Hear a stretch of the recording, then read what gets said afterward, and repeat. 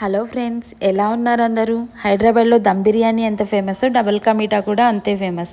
అది ఈజీగా ఎలా తయారు చేసుకోవాలో చూద్దాం రండి. ముందుగా డబల్ కా మీఠా కోసం బ్రెడ్ని ఇలా సైడ్స్ కట్ చేసి చిన్న చిన్న పీసెస్గా కట్ చేసి పెట్టుకోండి. తర్వాత ప్యాన్లోకి డీప్ ఫ్రైకి సరిపడా ఆయిల్ కానీ నెయ్యి కానీ తీసుకొని అందులో మనం కట్ చేసి పెట్టుకున్న బ్రెడ్ పీసెస్ని యాడ్ చేసి కలర్ చేంజ్ అయ్యే వరకు కాల్చుకోండి. తర్వాత డ్రై ఫ్రూట్స్ని కూడా నెత్తిలో వేయించి పెట్టుకోండి.